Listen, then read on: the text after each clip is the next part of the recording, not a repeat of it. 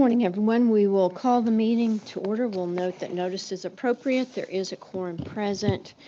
And I'll go ahead and note before we get started, we have items that are posted for today that we will take up, and then we also have an oil and gas matter that is on our docket for en banc, and that will be dealt with after we deal with the other matters. So let's go to our commission secretary. I think Stacy, you're our person, Stacy Marcy today, and if you could let us know about the daily and the 24-hour signing agenda. Good morning, commissioners. On the agenda for Tuesday, November 29th, 2022, submitted for your vote are the following proposed orders: 24 CDs, 5 ENs, 2 PUDs, and those causes are PUD 2022-42.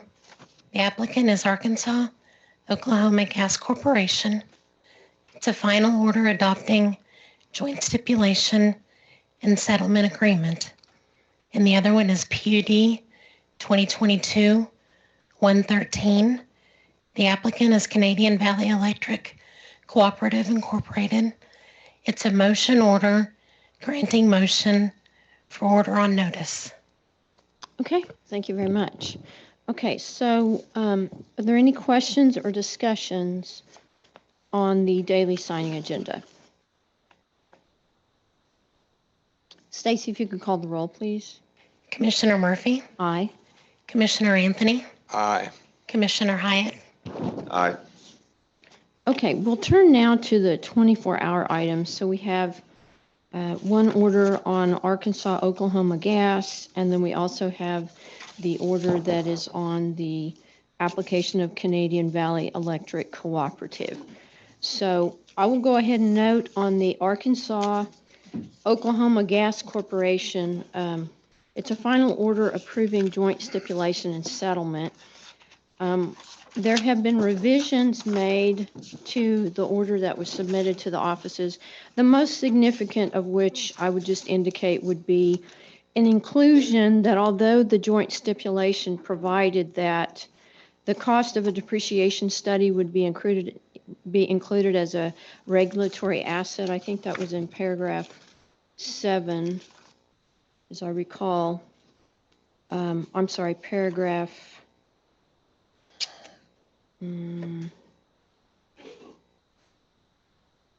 paragraph 6. We made a notation that although the methodology to move it into a regulatory asset it seems acceptable, the reasonableness of any cost would have to be dealt with in the particular case at hand. So we didn't want an assumption to be made that just automatically the cost would be approved. And then there were some other changes, more with formatting and also dealing with when tariffs are submitted to the Director of the Public Utility Division. And when those are finalized with that director, then those become effective after the first regular billing cycle. There were other things that were removed, but it is a commission order. All the offices have had a chance to review it. So I don't know if there's any discussion or questions on the particular order that's in front of us for Arkansas Oklahoma Gas Corporation. I think on paragraph 8, there was a true-up adjustment, and there was a question as to whether that was a plus or a minus. How did that finally turn out? That turned out to be a minus. The parentheses, I think, didn't include the dollar symbol, so the parentheses were added back. It is the minus 123,885. I believe that's a good change and clarification. Thank you. Okay. So any other discussion or questions? I plan to concur in the result on the order, but there are several, as oftentimes is the case in these PBRs, but there are several of the calculations that I do not agree with, but I do concur in the final result. And I would just add that I think with AOG, there have been so many changes. We've seen several companies come together there. I really do. I'm not going to try to require it in this order because I know they're a smaller company, and I know that creates some difficulty because of the cost associated versus the size of the company in terms of the Oklahoma jurisdiction. But there have been many changes in this company, and I think we need to be thinking about having a rate case. And obviously, I feel that on several of these companies, but AOG, I think it is time for us to have a rate case and be able to fully understand the big picture of exactly who they are, where they are, and what are the costs that is being approved. Okay, I can appreciate that. I think for me, I'm comfortable because their rate of return on equity was 4.97. That is incredibly low.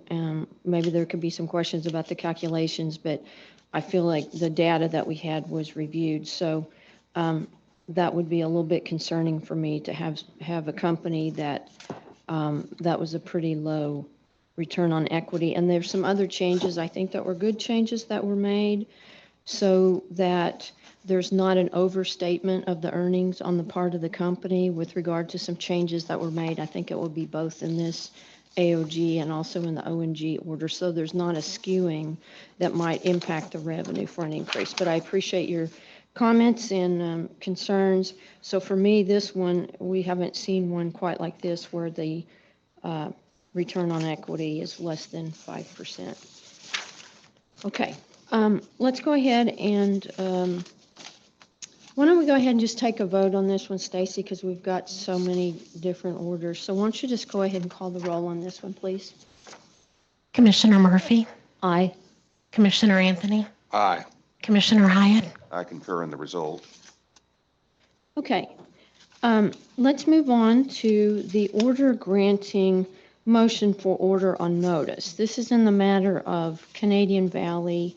We already have the cause number 2022-113. There were some changes that were made to the particular order to indicate that the form of the order was changed to add a sentence that I believe, Mr. Vasquez, you sent that around yesterday. And it would be including under the streamline, if an objection is not filed, the commission shall issue an order approving, denying, or modifying the application within 45 calendar days of the date the application was filed, unless otherwise ordered by the commission. So the concerning part of this whole streamline process is the 30 days for objections is actually this Friday. And notice won't even be published by that time. So it is likely that there may not be an order that would be available to issue within 45 calendar days. So it would take an order of the commission to actually change that. So it may be that this order could be considered as one that was addressing that particular 45 days. I'm not saying it does or it doesn't, but there was some hope that that might be possible for this particular order. So are there any additional statements or comments that you would make to us, Mr. Vasquez? These cases they just don't seem to fit within the rules and the timing that is set out under statute. No, Commissioner, I think you, Kyle Vasquez for the Public Utility Division, I think you summarized really what happened quite succinctly, and that is correct. The addition that was made was an exact verbatim addition from our commission rules at 165.35-5-5B, which just talks about that. I will note for your benefit that part of the rules in 35.5.5 also talk about having to provide notice of the application and all this to the Attorney General outside of any particular notice to customers and whatnot. So Attorney General has been notified and been made aware of this proceeding as well. But this is a streamlined filing, and I don't anticipate there being any issues, but that is the addition made, just a verbatim addition, and I addressed all of the parties, including the ALJ, and the parties involved, and received no objection to that additional language. Okay, would you agree if a customer or some customers decide that they want to object or hire an attorney or whatever process they want to object, that the commission could grant a waiver of the 30 days and allow their objection to be considered? Yes. Okay. Okay, is there any further discussion or questions for Mr. Vasquez? Okay, I'm understanding, Stacy, on all of these orders that you have that we've already discussed, you have the final versions of all of these. Okay, and that would include the revisions that were made to this particular one. Yes. Okay, very good. Okay, if you want to call the roll on the Canadian Valley Electric Cooperative order. Commissioner Murphy, Aye. Commissioner Anthony, Aye. Commissioner Hyatt, Aye. Okay, we will turn now to Roman numeral 4, and that is discussion and possible vote on an order of the commission with regard to cause PUD 2022-23, which is the application of Oklahoma Natural Gas Company for approval of its performance-based rate change plan calculations for the 12 months ending December 31st, 2021, including their energy efficiency true-up and utility incentive adjustments for program year 2021. So I believe all the offices should have a final version of that particular order that was presented to them.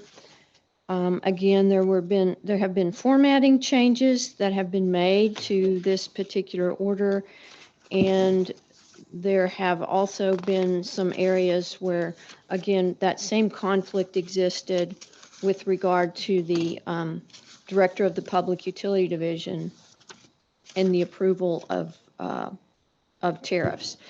I do have a question I would like to ask to Mr. Curran, or if you have somebody here from your ONG, from ONG to answer. So, Mr. Curran. Good morning.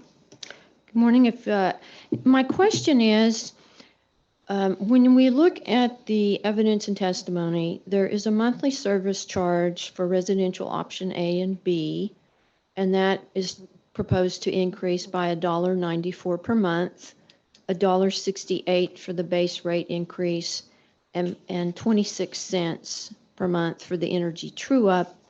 For low-income customers, the increase was to be 51 cents per month due to the base rate increase.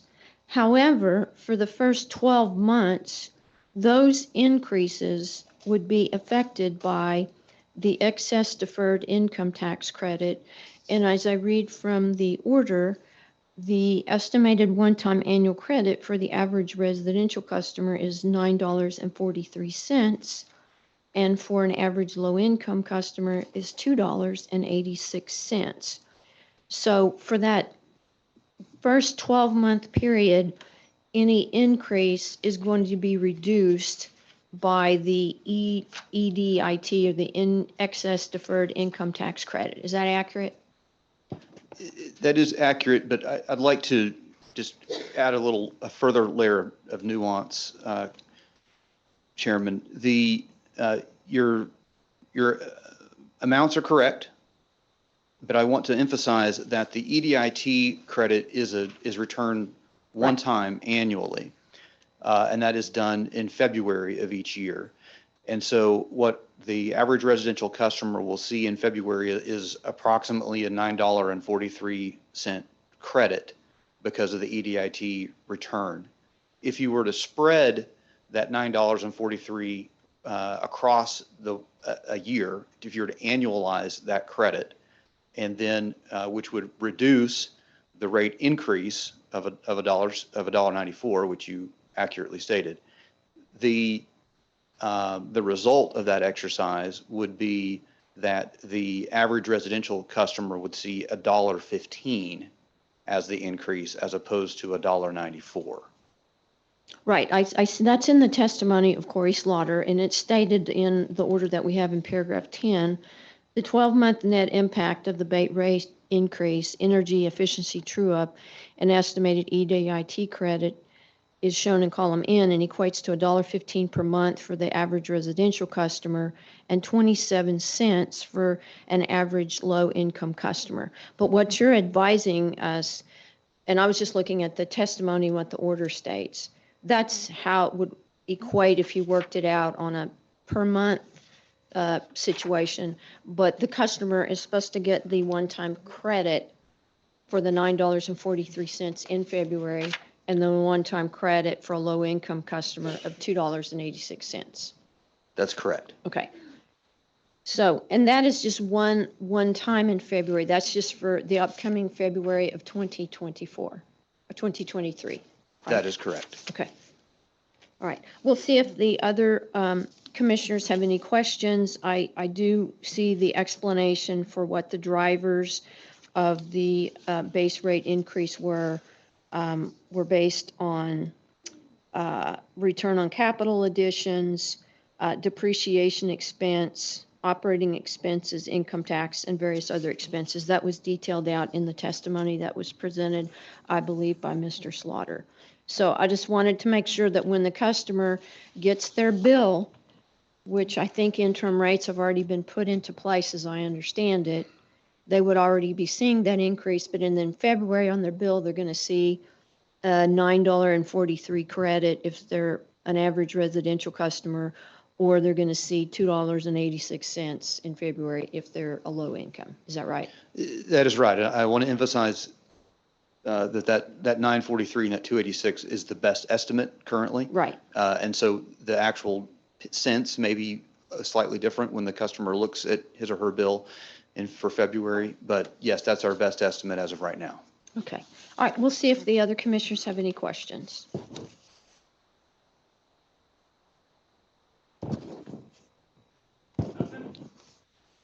I don't have any questions. None of you have anything to say? I do not have any questions, but I would like to propose a modification to the order. The current tariff of the company calls for a Chapter 70 rate case on or before June 30th of 2027, and I would like to modify the order to move that to on or before June 30th of 2025, using a December 31st, 2024 test year. And I do have the modification to. Okay. Would that modify the stipulation? Yes. If I may, I would just remind the commissioners that we just came out of a rate case the previous year. You gonna let this happen? I think if you have some comment that you want, sir, this is a proceeding and you can have an opportunity to come to the podium and speak, but it is inappropriate to be making comments out from the bench right now. You'll have an opportunity if you'll just, What's inappropriate? if you'll just that be, you are trying to stick the average customer with bullshit fees for 28 years. sir, you'll have your opportunity. No, I don't want to talk to you. To make This is a comments. sham. All of you are a sham. Hey, take your hand off me. I will not touch you, but don't touch me. All of you are in on this bullshit. Go fuck yourself. Okay. He didn't read in the Constitution where it says you can hold people in contempt. I think he missed that part, but thankfully we had people here that were appropriate. So, Mr. Curran, I think you were responding to what Commissioner Hyatt has suggested. And so remind us again, ONG just came out of a rate case for this past year? That there was a rate case that was conducted in 2021. Yes, I just wanted to remind the commission of that. And so the proposal that's in the stipulation calls for a rate case again in what year? 2027 would be the next rate case. Okay. So is it been set up where it's every 5 years? I think it's roughly over 5 years. Okay. So can you remind us on the rate case that was just recently conducted, did it cover all the areas of the company? Yes, it was a comprehensive rate case. There was a settlement that concluded the case. And one of the reasons that the increase this year was a $19 million requested increase was because of changes that the company agreed to as a result of the last rate case, including some annualization of revenues. And so, as explained in the testimony, but for those changes, the company would have been seeking a $35 million increase. As a result of those changes, the increase that was requested was $19.5 million. Okay.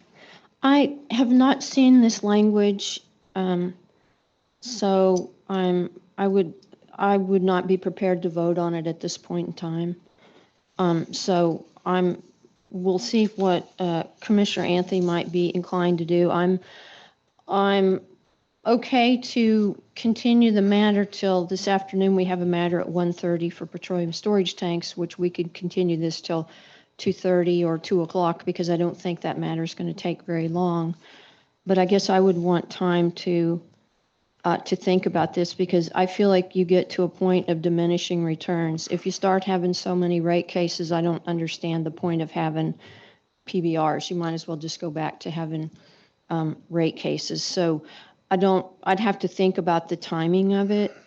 So I don't know, Commissioner Hyde, I guess my question to you would be, is there any reason for the timing date that you've put forth? Is it just what you want, or is there a reason for it? I think the June 30th, 2027 is too far out. And so, is there anything specific about 2025? Not necessarily, but 2024, 2025, 2026, I think is getting out there a ways. But I think, and obviously I've stated many times, I think we need to be having periodic rate cases when in these cases where we use the PBR methodology. Okay. I appreciate your opinion on that. My opinion isn't going to matter in a few more weeks, probably. But I feel like the PBR is a methodology that I think has seemed to work well for the natural gas companies, at least on that particular side. I don't see a problem with having rate cases within there, but I think in any PBR, the staff can ask for a thorough review of any particular portion or collectively together. So I think there comes a point of diminishing returns. Either you go the PBR route and have maybe 3 years is the appropriate date, or maybe it's 5 years, or maybe if it's a small company, I'm really not sure. But I think there comes a point when, if you're going to do that, you might as well just have the rate cases, as I see it. That's just my opinion, and I think you and I probably disagree on that, but that's just some of my thoughts. And again, I'm not going to be here in a few more weeks, so, but I feel free to state my opinion today. Let me have a couple of comments, if I could. First of all, a few minutes ago, we were talking about the monthly amounts and the dollar figures. I think it's good because we don't do that the same for all the different types of utilities. Were those adjustments volumetric, or are they fixed amounts for residential? These are fixed amounts. Okay. And I think it's good to remember that, because on the electric side, they're more volumetric or on per kilowatt hour. So I think the discussion was good for you to explain that. And for me to understand it, I have to ask that question. Now, more to the topic at hand. Mr. Hyatt, your concerns on this case, are they similar to the one we had earlier this morning when you concurred in the result? Yes. Well, I don't have as many of the individual concerns with the ONG settlement as I did with AOG, but some. I don't want to oversimplify, but I think that you've expressed the opinion that having rate cases, at least periodically, even for PBR companies, is useful.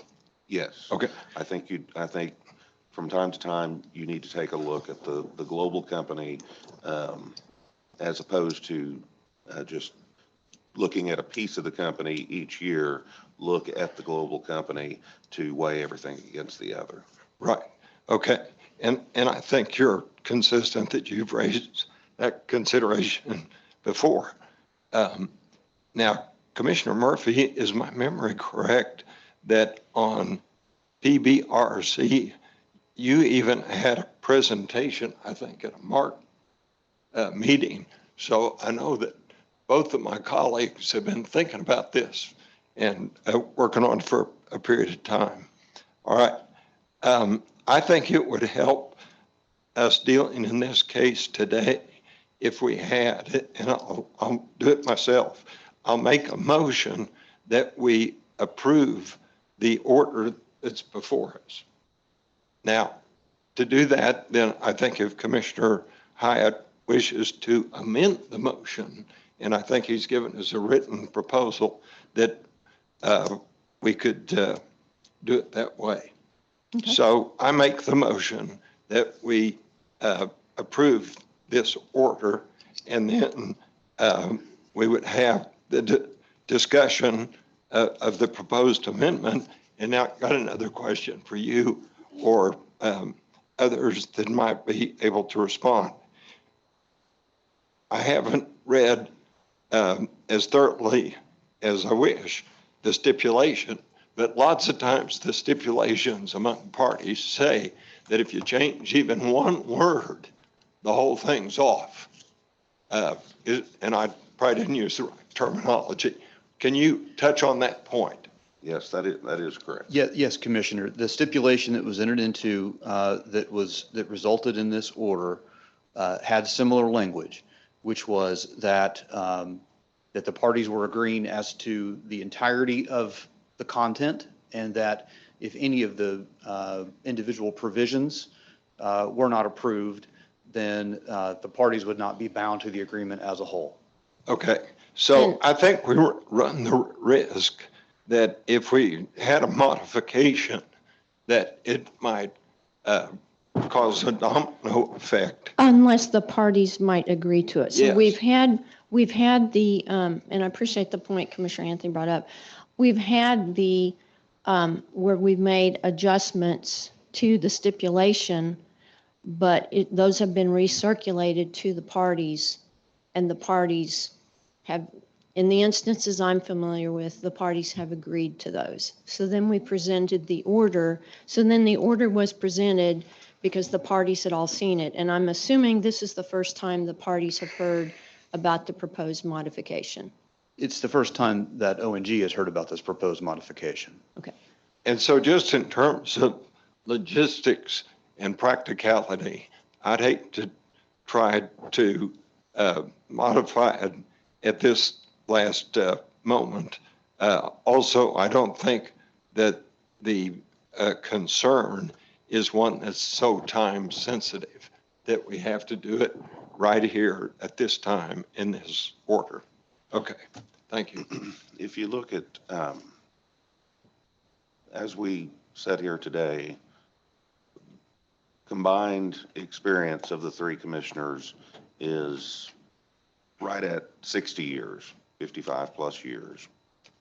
If you look at what is in the current tariff, for there to be a rate case on or before June 30th of 2027, at that given time, the maximum, and that's assuming that whoever's the incoming commissioners stay, the maximum experience at that point will be 6 years. You will have one commissioner that has 4 years experience on the bench. You will have one commissioner that has 2 years experience on the bench, and you will have a brand new incoming commissioner that year. And so you're going from 60 years experience as we sit here today to 6 years experience. And I think that counts for something. I think that's a point that's well made, and I have never not agreed that, rate cases are appropriate to be blended into PBRs. I've never said to the contrary of that. It's just a timing issue. And I have not, I didn't know this was going to come up today, so I was not really prepared to think it through. I think the point that you made is good. That was why I was trying to understand how you just came up with the date and me not understanding, well, why is 3 better than 5 or 4 better than 5? Or I didn't really understand that. So I appreciate the points that you've made. So I guess I'm not prepared to vote on this today. I'm prepared to vote on the order that exists today. But with this particular revision, and I think it would have to be circulated among the parties and see if it changes, that the parties would agree to the adjustment to the stipulation that would be made. So I guess I'm going to ask my colleagues. We have a couple of options. We could go ahead and just say we had discussion on it, didn't take up a vote on it, and we can just repost it. That's one option. I believe I'm aware, if you're available, Commissioner Anthony, that Monday at 1:30, I think I've been having Erica try to check with dates that we could possibly have another signing agenda where all the commissioners are here. Or we could move it to later this week. So I guess I'm looking for some options or some suggestions from my colleagues. Well, I think the thought behind the modification is not new to us. Right. Okay. And I think we should call a vote on my motion, which is to approve it as it was presented early this morning without the modification. And I would move to amend your motion to incorporate the proposed modification. Okay. Okay. And I think that makes a record of your concern, which is entirely appropriate. So I'm prepared to vote on the amendment to the motion. Okay. Is there any other discussion? Mr. Curran, you're at the podium. Is there any other discussion? We've discussed the component of it would amend the current stipulation that's been signed by the parties. The only thing I would add to the discussion, Chairman, is that currently of the gas utilities, Oklahoma Natural Gas is the only gas utility that is required to file a rate case periodically. And so in that, and it has met that requirement. Okay, very good.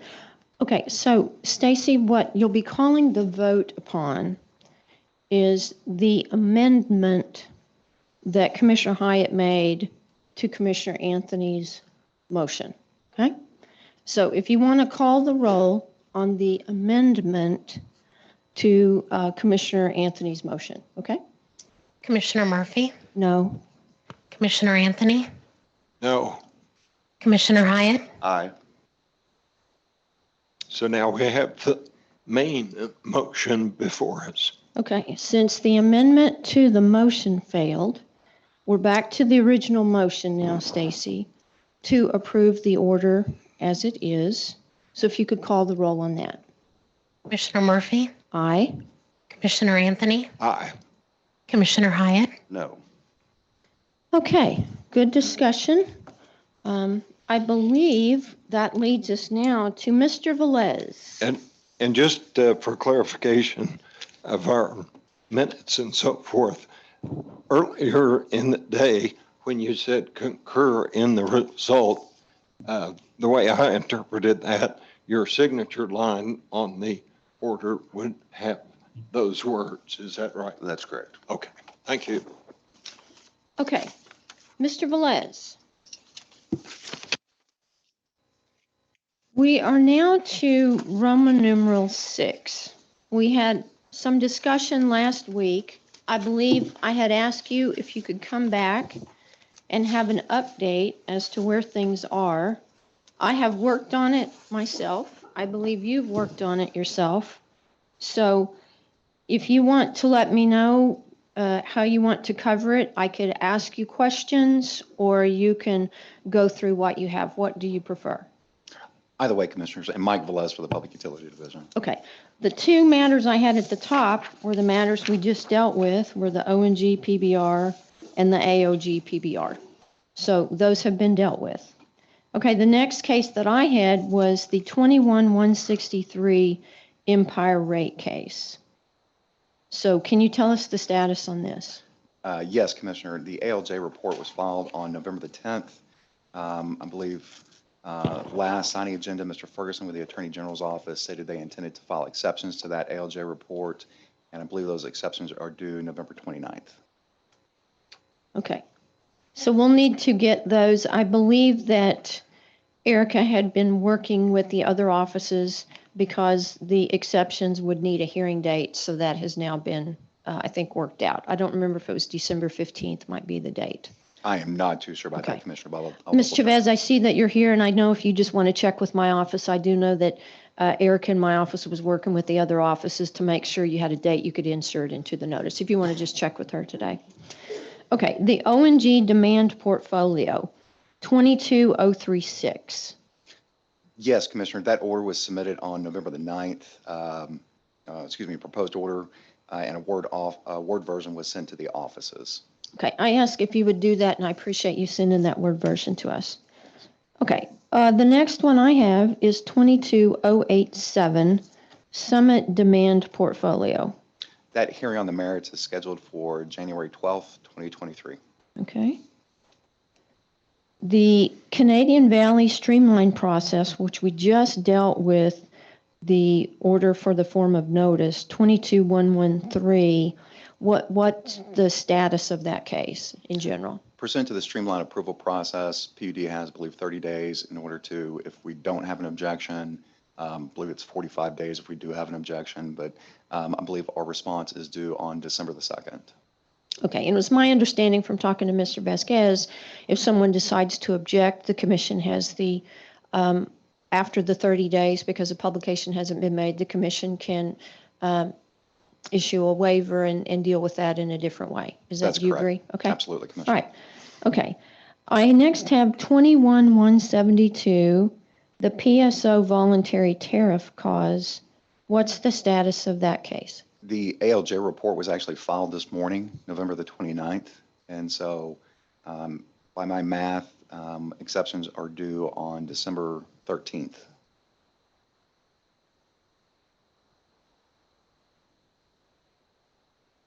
Okay. Fort Cobb Fuel Authority, expansion of territory, 22035. That is, the hearing was on November 17th, I believe, and I believe an agreed order has been submitted to the ALJ. In that particular cause, Fort Cobb is taking over an abandoned gas system. Okay. Fort Cobb Tariff Revision, 22112. PUD is currently working on this cause. Okay.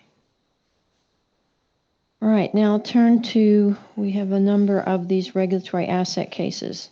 21034 ONG.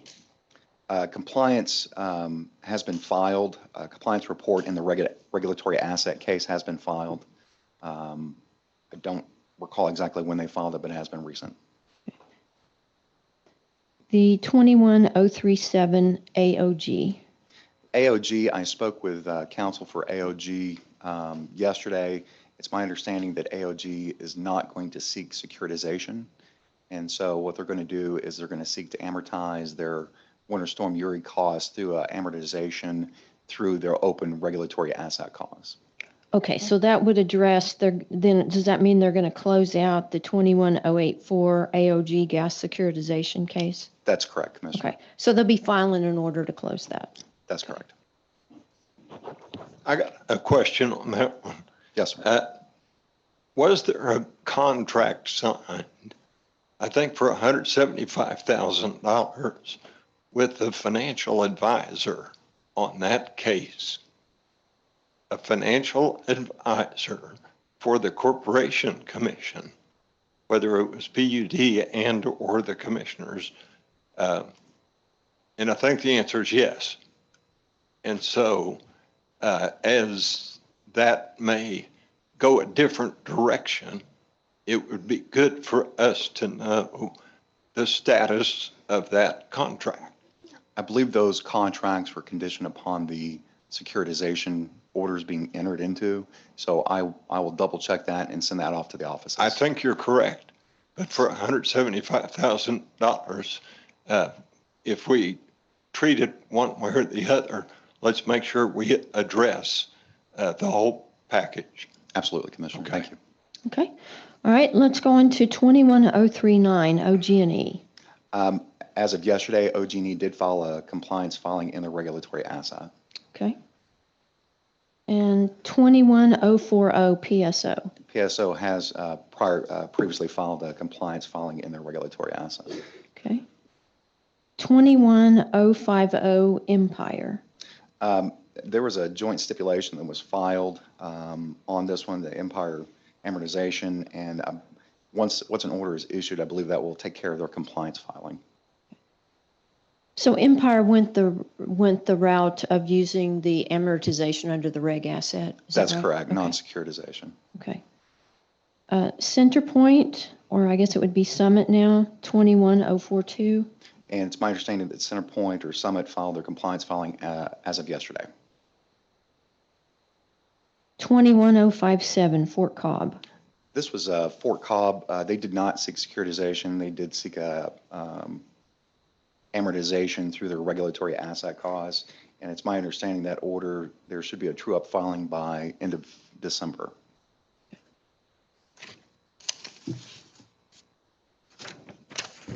Okay. Let's hold over to the fuel adjustment cases. 22057, OG&E. Hearing on the merits on that one is set for February 23rd of 2023. For what year? That's for the 2021 fuel Thank cost. Yes, sir. Will all these be for the 2021 fuel year? They will, I Commissioner. thought they would be. Okay. 22059, Fort Cobb.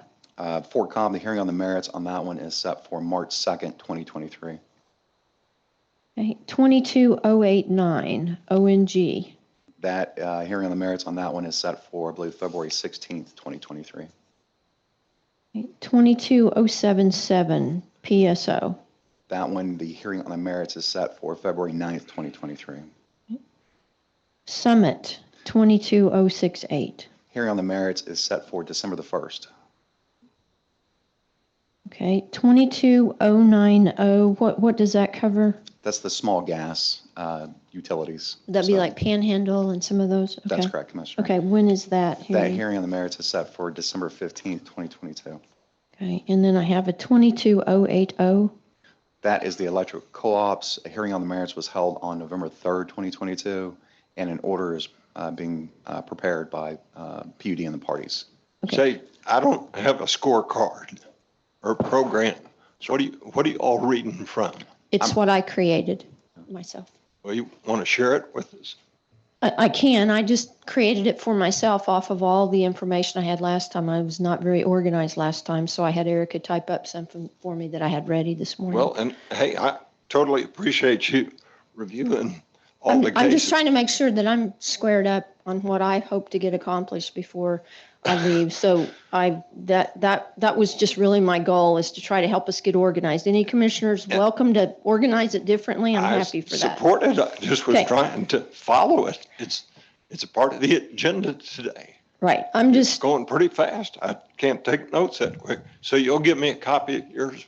I'll give you a copy of what I Okay, created. thank Yes, you. okay, all right. By the way, Because I it's- think it'd be helpful if we did it for the oil and gas cases that are falling through the cracks or needing attention. Okay, I'm running the deliberations meetings, and I don't think we've been having any that are falling through the cracks. Now, we have some that the parties, which it's not up to commissioners to tell them when to set their case or what to do. If the parties haven't coordinated with the judge, that's not ripe for consideration among the commissioners. I actually have checked on a couple of those last week and got an email string explaining things, and I'm like, well, I think the judge needs to get with the parties because that's not pending in front of the commissioners. Well, I think we've had attorneys calling in desperate to get some attention. Now, they mostly call the aides and the deliberating attorneys. I think those are orders that have been probably stricken, not really protested I think cases. we ought to have a list of all the orders we've stricken in the last 6 months and see where they stand. Maybe your office could do that. That would be great. Okay, let's go back to 22080. So how many co-ops are in there, Mike? I believe it's 3 different co-ops. Okay. And so that order's being drafted. That's Okay. correct. And then I know there was a couple of CS cases that Jeff Klein said he was looking into, and I don't know any details on those, and I wasn't expecting you had any details on those. Thank you, Commissioner. Okay. And then we've got the you know what I actually skipped on the agenda today? The factor case, Yes. which I will have to go back to because my mind was triggered on that. So I think I got so focused in so many other details, and I know you don't cover those, so we'll go back to that. Okay, everyone, sorry, I'm trying to be so organized. I'm so organized, I forgot that I skipped Roman numeral number 5. So Mike, thank you again. Appreciate your help on that. So this would be a proposed order of the commission in case number OSF 2022-45, which is the application of the Brandy Alreath, administrator of the Oklahoma Universal Service Fund, seeking to adjust the connection-based assessment factor for the Oklahoma Universal Service Fund. So, Mr. Argenbright, would you mind coming to the podium? Because I think in considering this order, I just had wanted to get some updated information. I think you have shared that with the offices. I know it is not a part of the record per se that was in front of the administrative law judge, but I think it's important for us as commissioners to know if, in considering this order, kind of where things stand currently. I do think if we wanted to consider it as part of the record, it could be included as a late filed exhibit, but I just feel for general purposes that it would be good to just give us an idea of where things stand as of the most recent date that you've provided to us. So I think my understanding is you provided that to all the offices. Is that right? Yes, that is correct. Okay. Would you mind just to briefly go over what the deficit amount is and what's laid out for the current demand?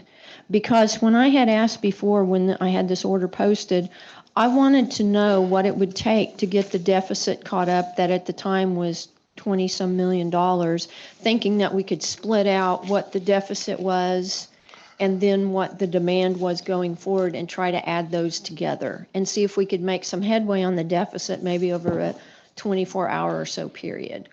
I mean, not 24-hour, 24-month or so period.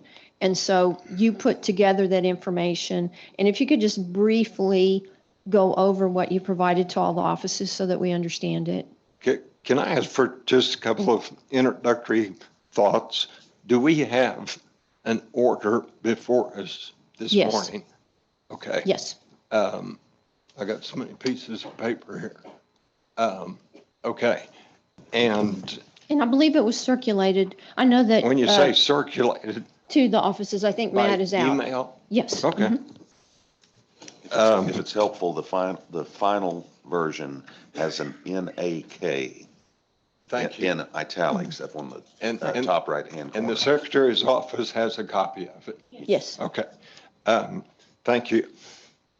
And it would help me to remember that we had this issue a long time ago, months ago, a couple of years ago, about whether we should change the OUSF method from revenue to connections. I may not use the right terminology. Okay, how long ago was that? And I thought we were kind of in a trial period. How long have we had this approach? Good morning, Commissioners, Chair Mark Argenbright for the OUSF and Public Utility Division.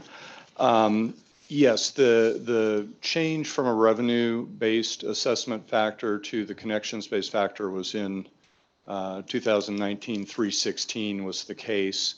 And I believe it was August of 2021 that an order was issued to adopt the move to the connections-based assessment methodology, and that's what's been in place since then, and that's what we have now. So the funds for the So just a little over 2 years, and just in layman's terms, how did it go? What's the difference? well, It's an interim order. Let's. Yeah, I'm Okay. sorry. Yes, Yeah. it is an interim order, and so there were statements made at the time that we were going to see how this went. And what I can tell you is we've seen a stabilization of the revenue that is generated by this connections-based methodology. If you will remember, the whole reason, the significant reason for the change was the precipitous drop in revenues that were accessible that the fund was seeing, and the associated decline in contributions to the fund. The move to connections has stabilized that. We are seeing consistent connections, therefore consistent contributions to the fund, which is, kind of important as we try to figure out how best to achieve a rate that meets the needs of the fund. The revenue was declining, and so we broadened the base, and I think we did that by, once again, this is the right terminology, putting cell phones, mobile phones were having to pay in much more so than they were before. Is that the big difference? The move from a revenue-based contribution methodology to the connections did result in a more equitable distribution of the burden of contributions to the fund, so that cell wireless providers are now contributing based on the number of connections as opposed to the revenues, which, again, the decline in revenues that we were seeing was principally within the wireless companies as they allocated their revenues differently. And I know this is like high school math, but it's the same question I had for the gas companies. Is this volumetric or is it fixed? Like if you have a connection, you have a phone number, you're going to pay so much a month, or is it based on what the dollar amount of your bill is? Is it fixed or volumetric? It's fixed based on the number of connections a provider has at a particular point in time. But the previous system, revenues, was off of revenues, not correct. fixed Intrastate charge revenues, per yes. class. Now, are your classes all the same, or is residential different than commercial or something like that? Classes are all the same. The calculation of number of connections is a little bit different when you get into the commercial environment and you've got high capacity circuits and things like that. But all of that is, it's consistent among commercial, consistent among residential. And again, we base that on the reporting methodology that is required by the FCC Form 477. Okay. And it helps me get my mind wrapped around what we're talking about. Of course. Now, anytime you raise money, millions of dollars from the folks out there, there's some winners and losers, and some people for it and against it. Now, the people that are opposed to this plan, that were opposed to it 2 years ago, is that folks like Verizon, AT&T? Help me out. It is. I mean CTIA is comments. their It's not trade a association. secret. I'm sorry, Commissioner. They filed comments. It's not a secret. Correct. So who are the opponents? Yeah, CTIA was, as the association of the wireless providers, was kind of the entity that participated. We didn't get much individual company participation from the wireless companies, but CTIA certainly participated fully and continues to participate. And what's CTIA stand for? Um, It's cell phones. yeah, it's the wireless industry. Yeah. Okay.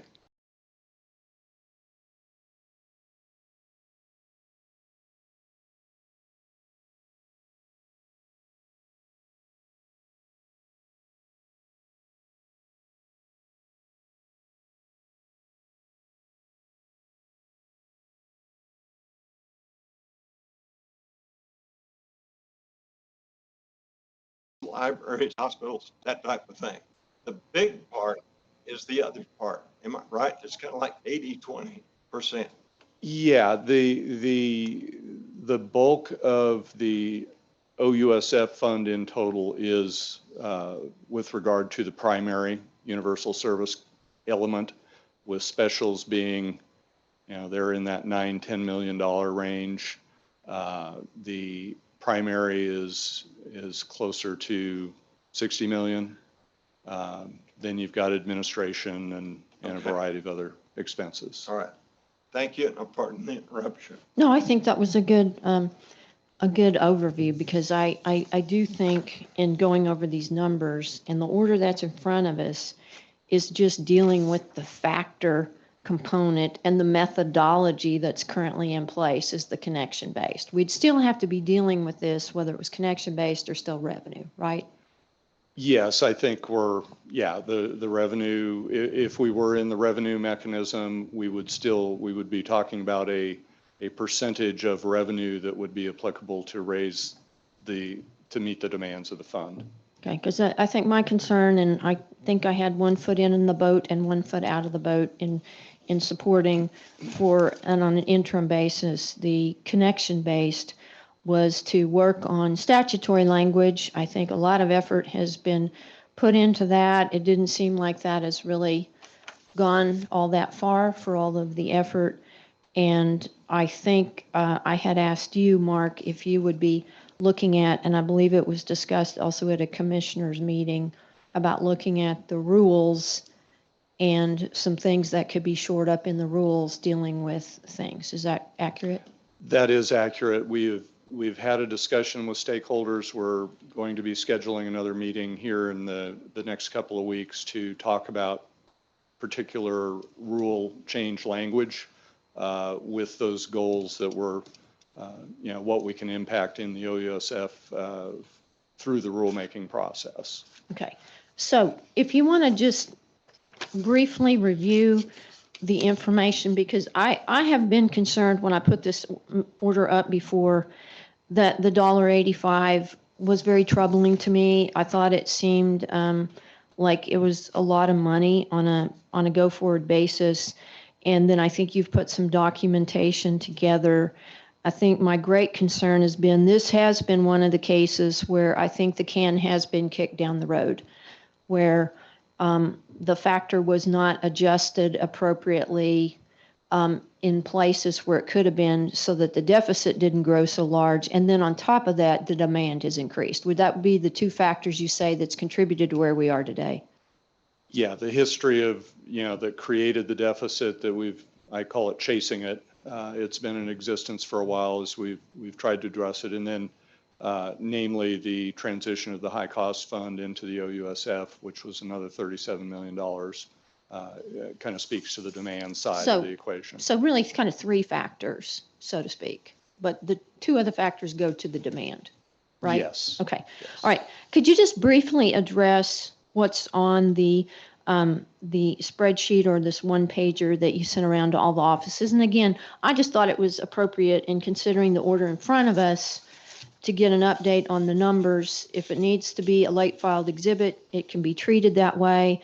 I'm looking at it just for reference purposes, and these numbers are not in the actual order because the hearing concluded and testimony was done prior to these dates. Is that right? That is correct, yes. Okay. Yeah, this was, at the last meeting, there was a discussion about, where are we currently? So we put some numbers together to kind of get a snapshot. And as of the end of October of this year, the deficit stands at $25,820,453. And if it's okay, I'll just kind of talk in round numbers to walk through this. And the current demand, looking at from November 1st through the end of June of 23, which is kind of the end of our funding year for the OUSF, that's at about $51.9 million that we are aware of. That doesn't include any additional demand we might see between November 1 and June 30th. So it's only dealing with that isolated number that we know today based on what's been filed and what's being processed. So with those two numbers, we kind of we looked at three different scenarios. One, Chairman Murphy, to think about pulling out that deficit number, the 25.8 million, and trying to amortize that over a 24-month period, which would take about 23 cents per connection for the number of connections we're seeing on an annual basis or a monthly basis. And then to address the $51.9 million of existing demand, that would take an additional $1.42 per connection. So you'd be looking at an assessment factor in that scenario of about $1.65. Again, we're at $1.14 today. So to amortize and to address existing demand, you're looking at $1.65. And at the end of June of 23, there would be some deficit reduction, and the deficit would be anticipated to be around 21.9 million as opposed to 25.9. So about a $3 to $4 million reduction. Again, these numbers do not anticipate any additional demand coming in, which is, we need to be aware of that. And then the second scenario was to just look at dealing with existing demand and set the deficit aside. And there again, that $1.42 is what you'd be needing to work through the 51.9 million. And that would result in an increase in the deficit at the end of June of 23 to go to about $28.3 million in deficit from the existing 25.8. And then last scenario 3 would be the $1.85 that was in the record in this case, and implementation in an order issuing in November. All these numbers I've been giving were associated with an order issuing in November. So if an order were to issue in November establishing the $1.85, by the end of June, we'd be seeing a little over $9 million of deficit reduction, in addition to addressing the existing demand, the 51.9. So at the end of June, there would still be a deficit, but it'd be closer to a little over $16 million. Again, that's at $1.85. And then because of the timing of these collections, if the order issues in December, those numbers are going to be a little less advantageous as we have another month of the $1.14 collection rate, which will put upward pressure on the deficit. Okay, and the reason there's a difference in if you did an order in November or did an order in December, it's because all the companies have to get everything situated up to be ready to go into the billing that they do to the customers, right? They have to collect the connections numbers, and then it has to be processed internally in their own system. Yeah, there's right? a 45-day window for that process to happen, and so that would push the $1.14 application out another month. Okay, because I just from the very beginning, this $1.85 just seems incredible to me, because I thought the whole point of going to connections base is to stabilize and then to try to ultimately reduce the amount. So do you ever see a point in time of the dollar amount going down for connections? I'm assuming it would go down if you got at least the deficit handled, and then you would have a better idea on the demand going forward. Would that be right? Yes, I think as time goes on, and particularly as the deficit gets addressed, I think there is an expectation that we could see the assessment amount head in the other direction once the deficit is addressed. I think and we would also expect, part of the additional problem of this deficit is the demand has been coming at us in kind of groups, and that kind of was triggered by the fact it took a while before before we could get a process going whereby cases are reviewed and orders were, and determinations were made. So we saw companies requesting multiple years, and we've seen that, which kind of increases the demand in any particular time you're looking at. As we move forward in time, I think we will get to the point there. We've got several carriers that we see every year. They're filing, so we're only seeing one request on a yearly basis as opposed to multiple years as they try to catch up. So I do think there will be some stabilization on the demand side as well to be consistent with the stabilization on the revenue side. Okay, and one thing that I had that has been added to this particular version of the order is that there will be quarterly updates provided to the commission so that there will be basically an accounting of where things stand with demand and where we are on the deficit, so that it can be looked at and the commission can determine on a go-forward basis after such quarterly updates, because this is under an interim order, that there could be another order that would issue that, I think you have to keep the potential in that the dollar amount could go down per connection, just like you've discussed, right? Yes. But it seems like to keep up to date more with what is going on a regular basis with where the fund stands. That's why I had suggested before that we have some kind of quarterly updates, and then the commission can determine what, if any, action it wants to take based on those quarterly updates, at least as the connection-based methodology now is in place. That makes perfect sense to me, Commissioner. I think the better information, the more timely information, I think, can be really helpful to understand where the fund is, what we're seeing for demand, and just where the balance is heading, particularly as we look for a trend where we start to see some stabilization of the demand. Okay, because I think it's really important. I won't be here at this time, but I just know that in other states, I don't think their connection-based charges are this high. But I also realized that they weren't in the situation that we find ourselves where there's a deficit amount because we didn't have an appropriate factor that precluded that from occurring. So again, just a lot of things have factored into how we find ourselves today. And I know that under law, we're required to establish funding appropriate to deal with the cost. And I'm hopeful that in the rule discussions and opening those chapters, that some more detailed provisions can be put in place to deal with how the costs are actually looked at. I think we have jurisdiction for that, and I think that could be changed in the rules, and I know you'll be guiding that charge. Can I ask one quick question? Sure. In recent months, we've used the word amortization a lot, and you used it here. Just to clarify, is anybody paying an interest charge or a carrying charge on this deficit? Is anybody paying it or anybody collecting it? Thank you for the question. Yeah, that was a loose use of the term amortization. There is no interest. You're amortizing the principal, but there's no carrying charge. There is no interest. Well, praise the Lord.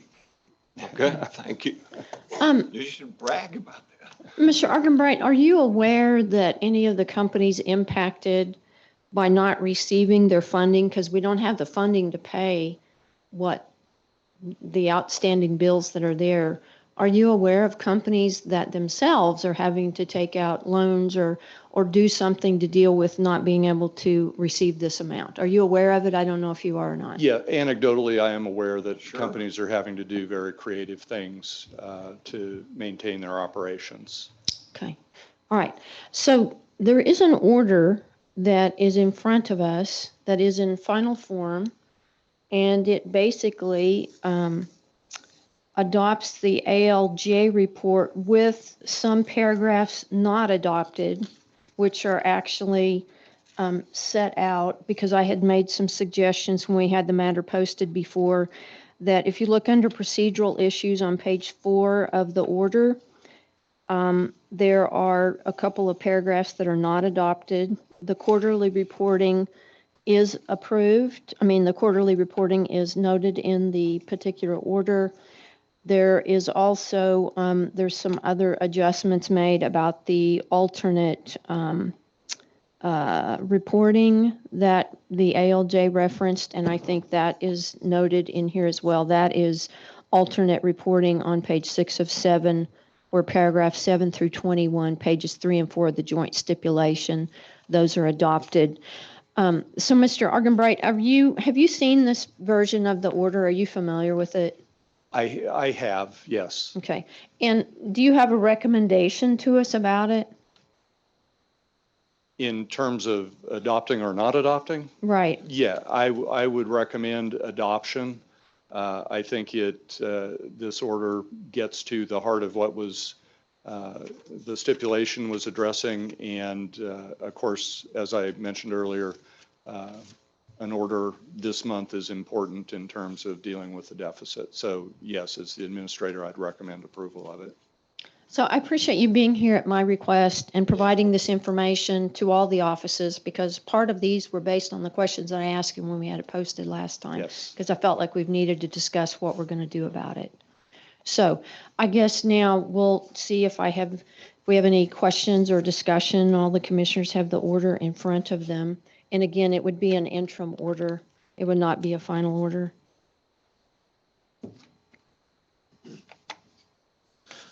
I plan to support the order, and I think Mark alluded to it, but I think the important task ahead of us will be the rulemaking that comes up after the first of the year.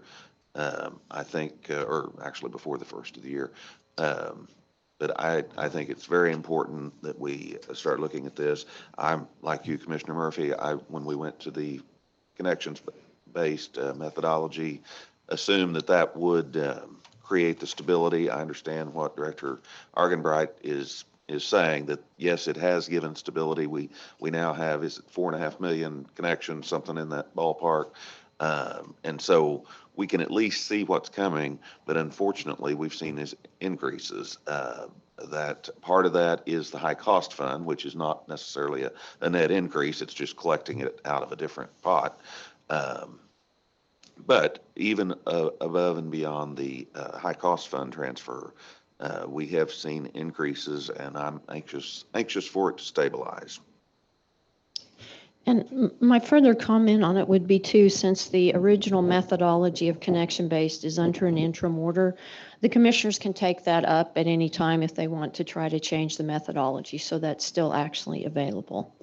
So if there's no further discussion or question, again, Mark, I appreciate the information that you provided, and it was very responsive to the questions that I had asked you at the public meeting previously. So I think, Stacy, as I understand it, you have the version that's got the initials at the top, the final version, right? Yes, I do. Okay, very good. Okay, well, I would make a motion that we approve this order that's been presented to us in OSF 2022-45. Any discussion on the motion?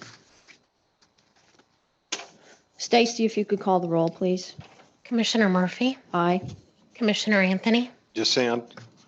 And just for the record, 2 years ago, I didn't support the connections methodology at that time. Thank you. Commissioner Hyatt, Aye. Okay, I believe now I've got us back on track, and we've handled all the matters that were on our posting. We have this additional oil and gas matter that we'll take up exceptions on, but I think we'll go ahead and conclude the meeting for the morning, take a really brief break, and if the attorneys that are going to be presenting for their clients on the exceptions could come into the bullpen area, and we'll get ready to get started in about 5 or 10 minutes. So with that, we'll adjourn the meeting.